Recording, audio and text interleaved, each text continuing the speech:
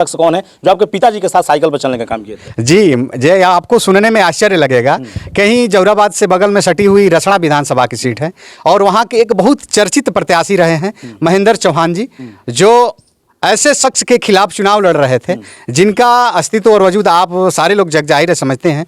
वैसा व्यक्ति महेंद्र चौहान जी आदरणीय नेताजी रामाशीष के राजभर जी के साथ में दसों साल साइकिल से चल करके गांव-गांव जन चौपाल के माध्यम से मीटिंग बैठक में हिस्सा लेने का काम करते हैं। खुद की पार्टी है सोलदे भारतीय समाज पार्टी, तो कहीं ना कहीं आप भी राजभर समाज से आते हैं, वो भी राजभर समाज से हैं, तो आप लोग एक दूसरे को समझा बुझा नहीं कि पार्टी को गठबंधन कर लिया जाए, फिर जैसे भी हो? देखिए, पार्टी किसी विशेष व्यक्ति से नहीं चलती है, पार्टी विचारधारा से चलती है।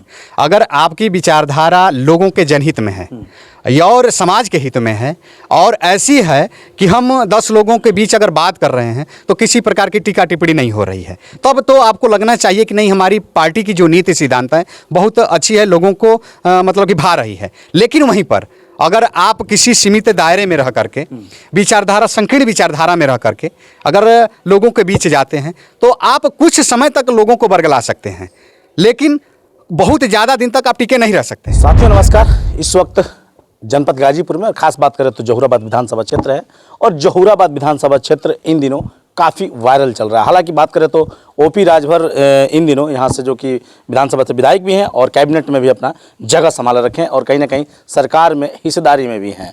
हालांकि बात करेंगे कि जहूराबाद विधानसभा में राजनीतिक पार्टियों से हम बात करेंगे, जो कि कोई सभी लोग चैनल पर जानते नहीं होंगे कि जहूराबाद विधानसभा में वो भी राजभर समाज के लोग जो कि इस तरह का पार्टी के 9 दिन माता होंगे, ये शायद हम भी नहीं जानते थे। लेकिन अचानक मुलाकात होती है जहूराबाद विधानसभा में, और पार्टी सदियों से चलती आ रही है। कब से पार्टी का नींव रखा गया, उनके पीछे कौन थे, क्या ओम प्रकाश राजभर से पहले पार्टी बन चुकी थी या बाद में बना, ये भी उनसे हम तय करेंगे, जनता को दिखाने का हम प्रयास करेंगे।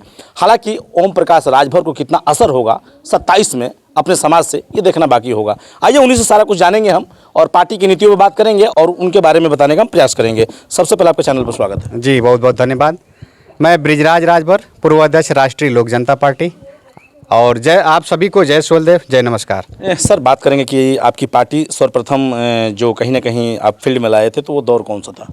जी, ये दौर उस परिवर्तनकारी समय का है जब आज से लगभग 40 साल पहले, लगभग 1977-78 में एक गैर राजनीतिक संगठन अति पिछड़ा संघर्ष समिति, जो आज राजनीतिक दल की बात हो रही है राष्ट्रीय लोक जनता पार्टी, उसके संस्थापक आज जीवित नहीं है, स्वर्गीय रामाशीष राजभर। उस दौर में अति पिछड़े, अति दलित समाज को एकजुट करके और एक वर्ग की बात करके वो अति पिछड़ा संघर्ष समिति गांव-गांव चल करके, साइकिल से चल करके लोगों को राजनीतिक स्तर, सामाजिक स्तर और शैक्षिक स्तर, उनके हक और अधिकार को बता देना चाहते थे कि आप अपनी लड़ाई स्वयं लड़िए, न कि दूसरे के भाग्य भरोसे बैठे रहिए। अगर आप ऐसे ही आज के परिवेश में देखा जाए तो लोग अपना बन करके आते हैं और दूसरे के जैसा व्यवहार करके ठगने का काम करते हैं, ये तो जग जाहिर है। लेकिन उनकी जो एक सोच थी, जो एक समाजवादी सोच थी, एक अति पिछड़े और इस वंचित शोषित समाज को आगे बढ़ाने की जो सोच थी, उसको लेकर के जो एक आज राजनीतिक दल राष्ट्रीय लोक जनता पार्टी चल रहा है, उसको लेकर के हम लोग चलने का काम कर रहे हैं। और उसके अभी वर्तमान राष्ट्रीय अध्यक्ष रामजन्म चौहान जी। अच्छा, बात करें तो कहीं ना कहीं आपने ये भी एक बात कहा था किसी चैनल पे कि मेरे पिताजी के साथ एक ऐसा शख्स हैं जो कि कहीं ना कहीं रसड़ा में विधायक उमाशंकर सिंह को चना चबवा दिया था वो, और आज देख रहे हैं कि वो समाजवादी पार्टी में एक बहुत बड़े ओहदे पर, भले ही पार्टी सत्ता में नहीं है लेकिन बहुत एक बड़े ओहदे पर आज सत्तासीन है। अच्छा, पार्टी का जो कहीं ना कहीं कार्यशैली है, कौन कौन क्षेत्र में, पूर्वांचल के कौन कौन जिलों में कार्य चल रहा है? जी, राष्ट्रीय लोक जनता पार्टी बेसिकली अपनी कर्म भूमि मानकर, देखिए एक नेताजी बात कहते थे कि प्रयोगशाला एक जगह पर स्थापित की जाती है और लेकिन जब आविष्कार हो जाता है तो ये पूरे विश्व में पूरे व्यापक रूप से फैल जाता है।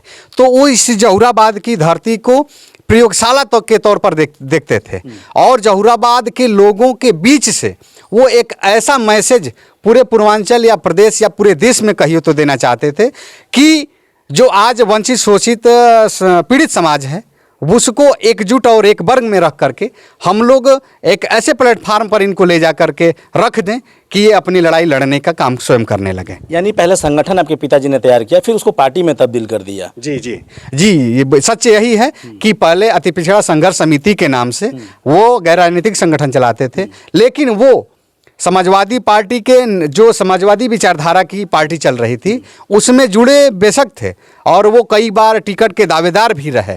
कई बार ऐसा भी दौर आया कि अन्य पार्टियों, जैसे आज पूरे विश्व की नंबर 1 की पार्टी भारतीय जनता पार्टी कही जा रही है, उसके सांसद हुआ करते थे आदरणीय मनोज सिन्हा जी। वो हमारे दरवाजे आ करके उनको टिकट दे करके और संसाधन दे करके इस विधानसभा की जो विधानसभा की जहुराबाद सीट है उससे चुनाव लड़वाना चाहते। मतलब मनोज सिन्हा जी आपके घर आए थे? जी, लेकिन ऐसा कुछ ऐसी चीज़ें नेताजी के अंदर थी कि वो उस चीज़ से कंप्रोमाइज और समझौता नहीं करना चाहते थे।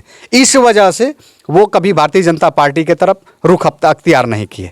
लेकिन वो चाहते थे कि जब हम समाजवादी सोच के हैं, समाजवादी पार्टी से जुड़े हैं, तब अगर हमको समाजवादी पार्टी अगर चुनाव साइकिल प्रदान करके मैदान में उतारती है तो मैं चुनाव लड़ने का काम करूँगा। और लेकिन वो 3500 साल जब तक जीवित रहे, हम तो अपने अंतिम दिनों तक समाजवादी पार्टी से जुड़े रहे। पार्टी किस मिशन पे कार्य कर रही है? पार्टी के मुद्दे क्या हैं? पार्टी का मुद्दा आज देख रहे हैं कि पूरे देश में बेरोजगारी, महंगाई, भुखमरी और सबसे बड़ी चीज़ जो नई शिक्षा नीति के नाम पर और नई श्रम संहिता के कानून ला करके और जो किसानों के हित में बिल की बात किया जा रहा है, आज ऐसे बहुत प्रमुख मुद्दे हैं देश में कि अगर बात किया जाए तो समय कम पड़ जाएगा। लेकिन स्थानीय स्तर की बात किया जाए तो आज दूसरी बार, पहले कैबिनेट में आदरणीय जो विधायक यहाँ के हैं वो पहले भी कैबिनेट में शामिल थे, कुछ वजह के चलते हो सके विचार मेल न खाया हो, निकल गए, फिर बाद में चल करके फिर उसी पार्टी में शामिल हुए, सहयोगी के तौर पर आज काम कर रहे हैं। लेकिन आज भी जहुराबाद की जनता अपने को उपेक्षित महसूस कर रही है। महसूस इस वजह से कर रही है कि जो विचार लेकर के लोगों के बीच आए थे उनकी उस नीति का उसको नहीं फॉलो कर रहे हैं। उनके जो देखिए, असली बात तो ये है कि अगर हम अपने बने बनाए घर में रहेंगे तो स्वतंत्र रूप से रहेंगे, लेकिन वहीं पर अगर दूसरे किसी व्यक्ति के घर जा कर के रहेंगे तो उसके हिसाब से रहना पड़ेगा। यही स्थिति आज के वर्तमान विधायक जी की है। तो मैं, मुझसे बेहतर आप लोगों के बीच जाते हैं, जानते होंगे, उससे पर बहुत हम कहने के आवश्यकता नहीं। पिछले 17 में आपकी पार्टी चुनाव लड़ी थी कि नहीं? जी, 2022 के विधानसभा में राष्ट्रीय लोक जनता पार्टी से महेश चौहान जी चुनाव लड़े थे और इतना जन समर्थन और इतना सम्मान जहुराबाद की जनता ने दिया कि उसका बड़ाई और उसकी जो और कह लीजिए अतिशयोक्ति होगी आप लोगों को सुनने में कि बहुत सम्मान मिला था और बहुत प्रेम और बहुत लोगों को बहुत उत्साह देखने को मिला था और बहुत सम्मानपूर्वक वोट भी हमको मिला था। अच्छा, बात करें नेताजी तो पूर्वांचल में तमाम पार्टियां बनी, तमाम चली गई, तमाम अभी हैं। जैसे आपकी पार्टी अभी पुरानी है लेकिन जनाधार अभी बनता हुआ जा रहा है, धीरे धीरे बढ़ता हुआ जा रहा है बेस। कहने का मतलब है कि राजभर बहुमूल्य क्षेत्र है आपका जहुराबाद, यहाँ पर आप जैसे पार्टी को लेकर खड़े होना, अभी देखा जाए वर्तमान में ओम प्रकाश राजभर विधायक से अन्य जो अब से पूर्व में पार्टियां जो भी बनी हैं विचारधारा की बदौलत नहीं बनी थी, वो आवश्यकता के अनुसार बनी थी और समय जब पूरा हो गया तो वो ख़त्म भी हो गई। लेकिन राष्ट्रीय लोक जनता पार्टी ऐसा नहीं है। राष्ट्रीय लोक जनता पार्टी की एक जो ऐसा जनसमूह है जो आज का जो वर्तमान युवा है या बूढ़े युवा कह लीजिए, आज भी 10 किलोमीटर, 20 किलोमीटर, 40 किलोमीटर साइकिल चला करके मीटिंग, बैठक और जो जन चौपाल जो राष्ट्रीय लोक जनता पार्टी की साप्ताहिक चलती है उसमें लोग शामिल होते हैं और विचार का आदान प्रदान करते हैं और अपनी नीति जो विचार सिद्धांत है उसको बताने का काम करते हैं। 27 की आपकी पार्टी की क्या तैयारी रहेगी? 27 में हम लोग मजबूती के साथ अभी से लगे हुए हैं। बेसिकली पहले तो देखिए, जब हम थोड़े सीमित समय में हैं, हम बताए हैं कि थोड़े बलिया, गाजीपुर, मऊ, चंदौली आसपास के ज़िलों में थोड़ा सक्रिय हैं, तो हम लोग चाहते हैं कि पहले जो छोटी छोटी पार्टियां हैं उनको एकजुट करके मतलब मोर्चा तैयार किया जाए। अगर हम उसमें सफल हो जाते हैं तब तो अच्छा है। नहीं तो गठबंधन का आज दौर चल रहा है।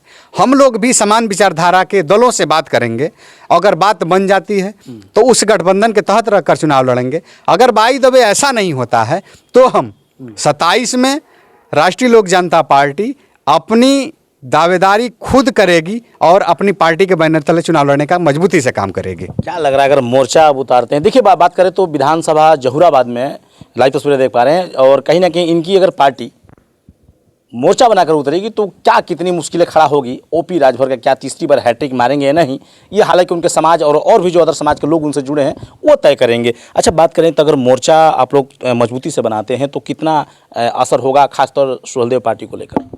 देखिए, अब तक जो भी लोगों ने देख लिया है उनको 2 बार के चुन करके, उनका क्या सिद्धांत रहा है, क्या विचार रहा है, उनकी क्या कार्यशैली रही है, लोगों को बताने की आवश्यकता नहीं है। लोग परिवर्तन का मन बना चुके हैं और इस बार हमें लगता है कि राष्ट्रीय लोक जनता पार्टी का जो भी प्रत्याशी आएगा और जो राष्ट्रीय लोक जनता पार्टी के संस्थापक राम आशीष राजभर जी की एक जो सोच थी, जो एक पहचान थी समाज में, उस पर लोग खरा उतरने का प्रयास करेंगे और उनसे सीधी टक्कर राष्ट्रीय लोक जनता पार्टी की होने वाली है। ऐसा मेरा चैलेंज है। मतलब इस बार नया चेहरा दिखाई देगा विधानसभा में? बिल्कुल, एकदम बिल्कुल। विधानसभा में जहूराबाद से इस बार नया चेहरा जा करके चुन करके जाएगा और जहूराबाद की जो भी मूलभूत की चीजें हैं, आवश्यकताएं हैं, समस्याएं हैं, उसको उठाने का काम करेगा।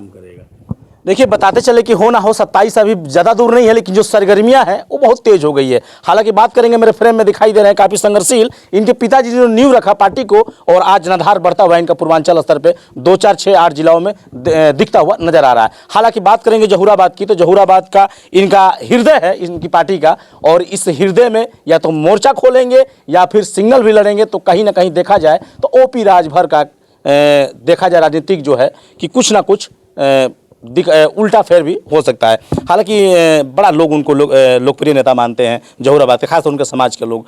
तो आप समाज में जाते होंगे, अपनी पार्टी को लेकर भी समाज से हैं, तो कितना आपको इफेक्ट दिखाई देता है? ऐसा कुछ नहीं है। देखिए, मैं कहना तो नहीं चाहता था, लेकिन जब आपने पूछा है तो बता दे रहा हूँ। बेसिकली उनकी पार्टी से बुद्धिजीवी वर्ग जो पहले जुड़ा था, उनसे इस आशा और विश्वास के साथ कि ये हमारे रहनुमा बनेंगे, हमारे समाज के रहनुमा बनेंगे, लेकिन उसके ठीक विपरीत उन्होंने कार्य किया और जो चीज़ें आवश्यकता नहीं थी समाज को, वैसा कार्य करने का काम किए हैं। इससे वो विशेषकर बुद्धिजीवी वर्ग उनसे नाराज है। बस उनसे केवल वही लोग जुड़े रह गए हैं जिनका देश कहाँ जा रहा है, समाज कहाँ जा रहा है, युवा पीढ़ी कहाँ जा रही है और इस शासन व्यवस्था में उनकी क्या नीति सिद्धांत है, कहाँ कैसी व्यवस्था चल रही है, ये लोग समझ गए हैं। और उसका जवाब जब आगामी 2027 का चुनाव होगा उसमें देने का लोग काम करेंगे, हमको कहने की आवश्यकता नहीं पड़ेगी।